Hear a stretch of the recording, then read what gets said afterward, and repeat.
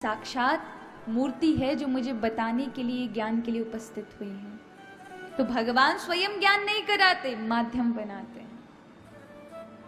तो ये शास्त्र माध्यम है हमारे लिए। प्रभु ने इसका माध्यम रखा है अपने से जोड़ने के लिए। कहते हैं ना, इन आंखों से आप प्रभु को नहीं देख सकते क्योंकि ये भौतिक आंख है। लेकिन ऐसा नहीं कि नहीं दिख रहे तो वो है नहीं। कभी कभी दूर वाली चीजें तो आपको दिखाई जल्दी पड़ जाती है, लेकिन नजदीक वाली उतनी नहीं दिखाई पड़ती है। अब वहां आप लोग इतने सारे बैठे, मैं यहां से देख पा रही हूं, लेकिन मैं अपनी आंखों की अंदर की पुतली को खुद नहीं देख सकती। आप देख सकते हैं? कोशिश करें एक बार देखने की। आप अपने आंखों से इस माथे को नहीं देख सकते, ढंग से नाक को भी नहीं देख पाओगे, और तो छोड़ो, इतने करीब ये जो आपके दांत है ना, उन्हें भी नहीं देख पाओगे। पर आपको माध्यम की आवश्यकता पड़ती है ना, इस चेहरे को देखने के लिए किसकी आवश्यकता पड़ती है? दर्पण की, मिरर की। उसके सामने खड़े हो जाओगे तो कैसे आपके दांत हैं, कैसी आपकी आंख है, कैसा आपका स्वरूप है, सब दिख जाएगा। लेकिन ये आंखें जो सबका दर्शन कराती है, अपना दर्शन नहीं कर सकती। उसके लिए उसे माध्यम की आवश्यकता है। माध्यम दर्पण का, शीशे का, मिरर का।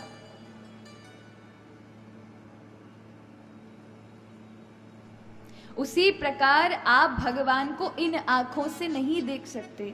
उसके लिए आपको माध्यम की आवश्यकता, जिससे प्रभु का दर्शन होगा, और वो है ये भागवत कथा रूपी दर्पण, वो है ये शास्त्र रूपी दर्पण, वो है ये उपनिषद रूपी दर्पण, वो ये राम कथा रूपी दर्पण, जिनके माध्यम से आपको भगवान के स्वरूप का, प्रभु का, अपना भी भान होगा। ये साक्षात दर्पण ही है। हमारे शास्त्रों में भगवत प्राप्ति के लिए 6 शरणागति बताई गई हैं, यानी 6 अंग है शरणागति के। व्यक्ति ऐसा नहीं कि 2 पा लिए तो बस छुट्टी, आधे आधे में यहां पे काम चल जाता, वहां नहीं चलता महाराज, यहां तो पूरी शरणागति चाहिए। वायु पुराण में ये मंत्र आता है, अनुकूलस्य संकल्प प्रतिकूलस्य वर्जनम रक्षति इति विश्वासः गौतप्त वर्णम तथा आत्मनिरपेक्षः कार्पण्य छठ विदा शरणागति। अर्थात कि 6 अंग होते हैं शरणागति के। पहला अंग, भगवान किसमें राजी हैं उसमें राजी रहना। अगर भगवान ने हमें दुख दिए हैं तो ये नहीं कि प्रभु तुमने बहुत गड़बड़ की, ये क्या कर दिया हमारे साथ, हमको दुख ही दुख दिए जा रहे हो। जब देखो जब दुख, हम नहीं मानते कोई भगवान भगवान है। ऐसा करना माने भगवान की अनुकूलता में अनुकूल नहीं रहना। क्यों?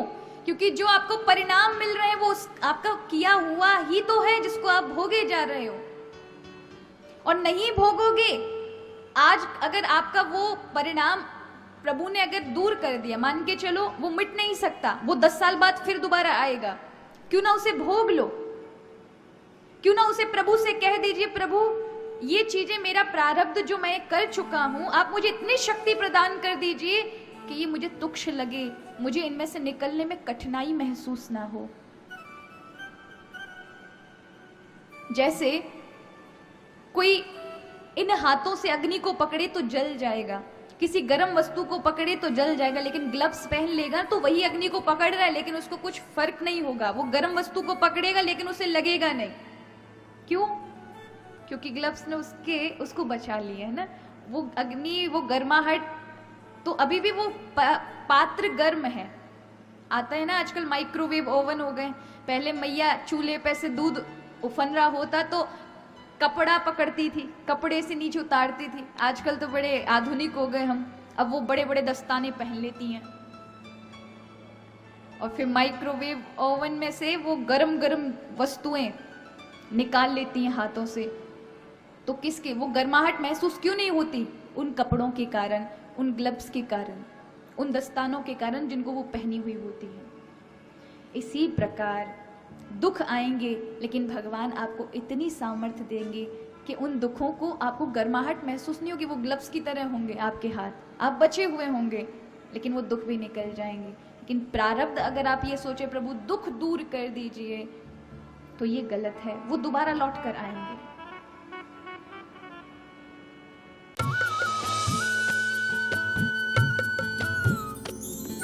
सर्वधर्म संगम, धर्म के सच्चे प्रहरी।